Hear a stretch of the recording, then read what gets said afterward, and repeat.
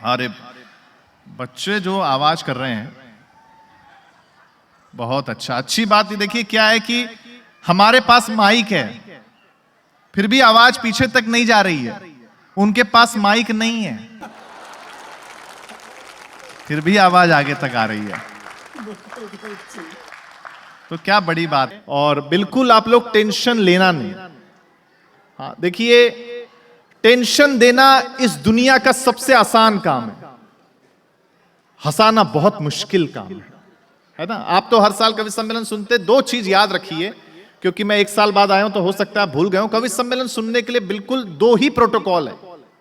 पहला, जहां कहीं बात आपको अच्छी लगे वहां आपको हंसना है, और जहां कहीं बात बहुत अच्छी लगे वहां तालियां बजाना है। बस ये 2 ही नियम है।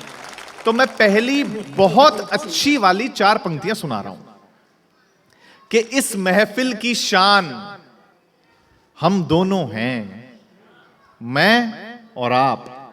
मैं ये मान के चल रहा हूं कि मैं दुनिया की सर्वश्रेष्ठ ऑडियंस को सुना रहा हूं, और आप ये मान के चलो कि आप ब्रह्मांड के सबसे अच्छे कवि को सुन रहे हो।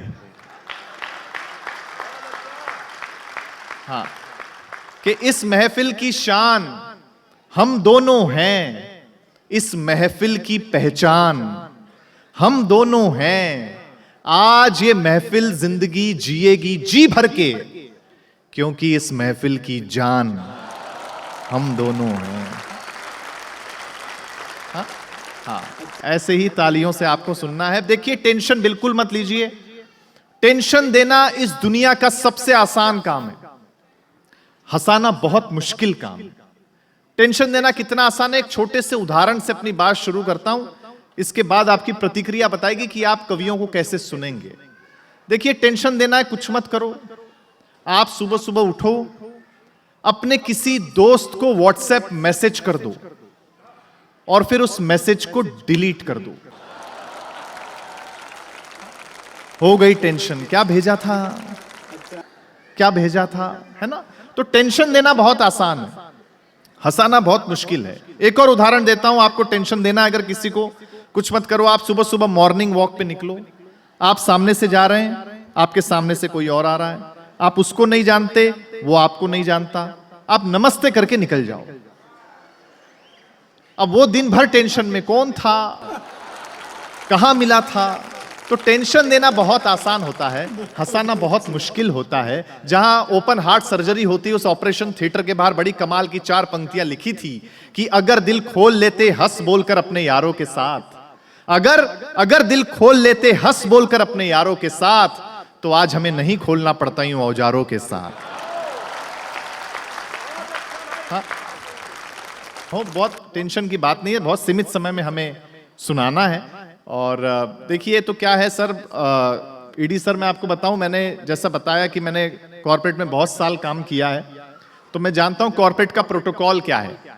तो निवेदन आपसे बस इतना सही है कि सबकी नजर आप पे ही है, तो आप छोटी सी बात पे भी बड़ा ठहाका दे दीजिएगा, तो प्रोटोकॉल में पीछे वाले अपने आप हंसेंगे। हाँ, आप तालियां ऐसे बजा दीजिएगा तो प्रोटोकॉल में सब तालियां बज जाएंगी। कॉर्पोरेट में क्या है, सारा खेल प्रोटोकॉल का है कि नहीं? सही कह रहा हूं ना मैं? हाँ, देखिए, कॉर्पोरेट में सर हर काम अर्जेंट होता है। मैं वन लाइनर कवि हूं, बात पहुंच जाए तो बताइएगा मैंने सही बात कही। कॉर्पोरेट में हर काम अर्जेंट होता है, हर काम अर्जेंट होता है, प्रमोशन को छोड़ के।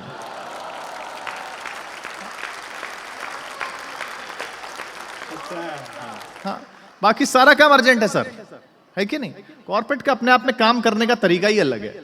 मैं तो जब एमएनसी में काम करता था तो हमारे यहाँ आरएनआर होता था, रिवॉर्ड एंड रिकॉग्निशन प्रोग्राम होता था। तो हमें याद है कि हमें उसमें साइकिल दी गई, तो साइकिल में स्टैंड नहीं था। तो मैंने एचआर को मेल लिखा, मैंने कहा कि इसमें स्टैंड नहीं है। तो सर्विस सेंटर से दूसरी साइकिल आई, ये वाली चली गई, इसमें कैरियर नहीं था। तो मैंने एचआर से फिर कहा, मैंने कहा क्या माजरा है? बोले देखिए रोहित जी, कॉर्पोरेट का सिंपल सा रूल है कि अगर कॉर्पोरेट में करियर बनाना है तो स्टैंड कभी मत लेना।